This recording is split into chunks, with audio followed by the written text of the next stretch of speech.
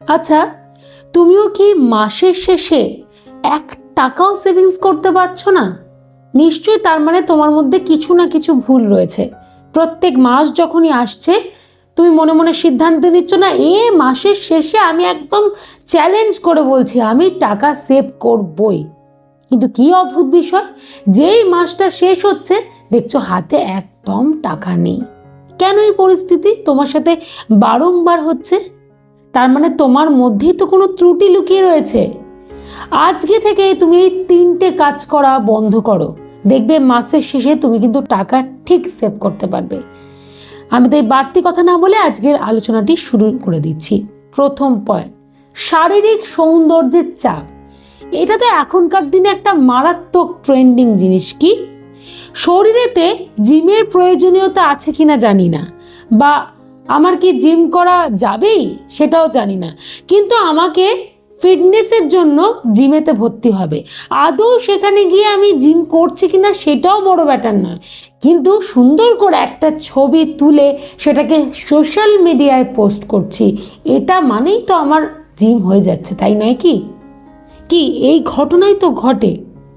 অনেক মানুষ আছে দেখবে যে তারা কিন্তু শুধুমাত্র জিমে ভর্তি হয় ছবি তোলার জন্য, একটা করে স্ট্যাটাস আপলোড করার জন্য, আর কিন্তু কোনো কারণ নেই। হয়তো সেখানে গিয়ে গল্প মজা হাসি ঠাট্টা করে কাটিয়ে দিচ্ছে, বা প্রচুর হারে ফাস্টফুড খাচ্ছে।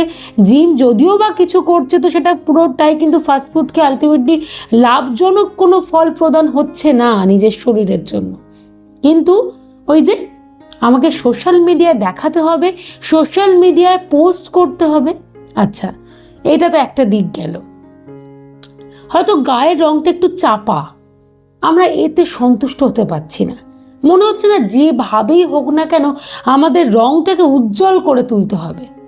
এর জন্য নানা রকম প্রোডাক্ট ইউজ করছি, তার মধ্যে বেশিরভাগটাই হয়তো কেমিক্যালে পুরোটাই পরিপূর্ণ, যেগুলো স্কিনে নানা রকম সমস্যা তৈরি করে নিয়ে আসছে। বা হয়তো ঠোঁটটা সুন্দর না, ঠোঁটটাকে সুন্দর করতে হবে। বা থুতনির জায়গাটা ঠিক ভালো না, সেই জায়গাটাকে সুন্দর করতে হবে। বা নাকটা ভোঁতা, নাকটাকে টিকালো করতে হবে।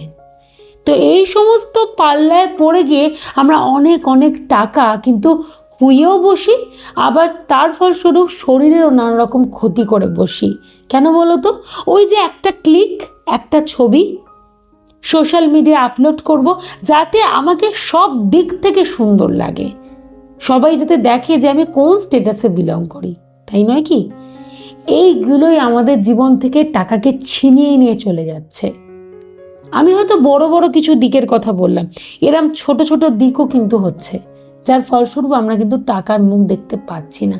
আমাদের মধ্যে যদি এই জিনিসগুলো থাকে, এগুলোকে একটু বন্ধ করতে হবে। মনে রাখবে, রংটা জীবনের বড় কথা নয়, মনটাই হচ্ছে বড় কথা।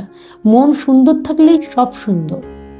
বা তোমার মধ্যে যদি প্রপারলি যোগ্যতা থাকে তাহলেই সুন্দর, এর জন্য রং কিছু যায় আসবে না। আচ্ছা, এবারে দ্বিতীয় পয়েন্ট বলি, শো অফ কালচার। এখনকার দিনে তো শো অফ জিনিসটা একটা মারাত্মক। কি কি দিক থেকে শো অফ? মানে ধরো তোমার কোনো একটা পার্টিকুলার কালার পছন্দ নয়, কিন্তু তোমার হয়তো আশেপাশের কিছু বন্ধু বান্ধব স্থানীয় মানুষজন তারা তো তোমাকে বললো যে তোমাকে এই কালারটাতে ভালো লাগে, তোমার কিন্তু মন থেকে পছন্দ নয় কালারটা। তুমি কি করলে? সেই কালারের জিনিসই বেশি পড়তে শুরু করে দিলে। কেন? সে বলেছে আমাকে 5 জায়গায় দেখাতে হবে।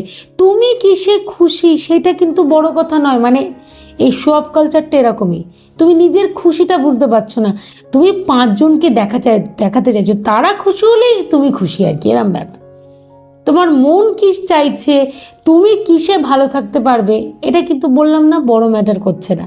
5 জন মানুষের ভালো লাগা সেটাই তোমার কাছে বড় কথা।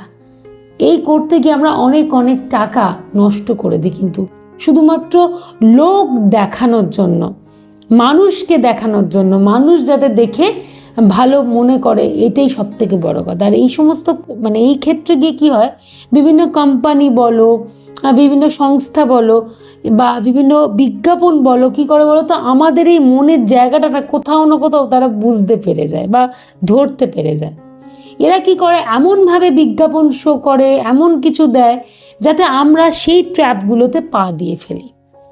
এমনভাবে করে যে এমন একটা কিছু হয়তো ঝাঁ চকচকে জিনিস দিয়ে শো করছে যে এর সাথে এটা ফ্রি বা এটা ডিসকাউন্ট, আমরা সেখানে বশবর্তী হয়ে যাই, মানে সেই লোভেতে পা দিয়ে দিই, প্রভাবিত হয়ে যায়, কি টাকাগুলো খুইয়ে বসি। আর আলটিমেটলি ওই যে এ মাসে জমাবই, আর সেটা হচ্ছে না, কারণ তুমি একটা টাকাও সেভিংস করতে পারোনি। এইগুলোকে আমাদের বন্ধ করতে হবে, এগুলো একটা বড় বড় বলতে পারো ট্র্যাপের মতো। 3 নম্বর পয়েন্ট, সামাজিক চাপ। আমরা অন্যের লাইফস্টাইল দেখতে ভীষণ ভালোবাসি এখনকার দিনে। ধরো তোমার সামনের বাড়ির কেউ একজন কিছু একটা কিনেছে বা সে তার মতো করে একটা লাইফস্টাইলে বিলং করছে, তার হয়তো অনেক টাকা রয়েছে, সে হয়তো খেটে নিজেকে একটা জায়গায় বড় করেছে বা যাই হোক না কেন, তার টাকা যথেষ্ট রয়েছে।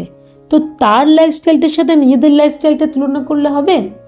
আমরা ভাবি কি তার মতো হতে হবে, মানে তার স্টাইলটার মতো আমার লাইফস্টাইলটাকেও নিয়ে আসতে হবে। সে হয়তো একটা ব্র্যান্ডেড ঘড়ি ইউজ করছে, আমাকেও সেই ঘড়িটা ইউজ করতে হবে। সে হয়তো একটা ব্র্যান্ডেড জামা ইউজ করছে, আমার ওয়ার্ড্রপেও সেই জামাটাই থাকা দরকার, মানে এই কোম্পানি বা এই ব্র্যান্ডের জামাটা থাকা দরকার। এইগুলো করতে গিয়ে অনেক অনেক টাকা আমাদের নষ্ট হয়ে যাবে। বলো তো একটা কথাও ভুল বলছি কি না? আমরা কিন্তু এখনকার দিনে না এইগুলো আমরা মানে বেশি এইদিকে ঝুঁকে যাই, এগুলো বড্ড বেশি আমাদেরকে টানে কোথাও না কোথাও গিয়ে, আর যার ফলস্বরূপ অনেক টাকা খুইয়ে বসি। এইগুলো করা চলবে না।